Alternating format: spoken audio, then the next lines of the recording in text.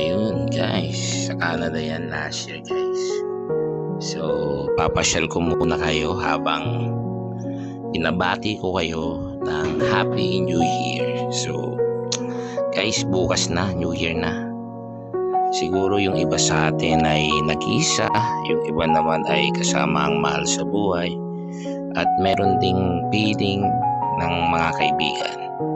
Maaring tahimik yung New Year mo, o baka puno naman ng ingay at saya. Pero ilang oras na lang papasok ng year 2026. Isang bagong yugto ng ating buhay, puno ng bagong plano at pag-asa. Alam ko, hindi lahat ay naging maganda nitong taon, pero tandaan mo, hindi ka nag-iisa.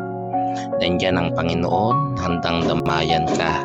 Huwag kang malungkot, isang dasal lang o isang chat sa mahal mo sa buhay ay malaking tulong na. At kung minsan hindi ka pa pinapansin, baka may nagawa kang hindi maganda. Pero ngayong New Year, may pagkakataon kang baguhin iyon at magsimula ng mas mabuting kaugalian. Kahit ano pa man ang sitwasyon mo ngayon, masaya man o malungkot, palagi tayo magdasal kay Papa Jesus guys. Siya lang ang tunay na handang makinig at magmahal. Kahit sa paningin mo ay iniwan ka na ng lahat. Ako, gusto ko kayong batiin.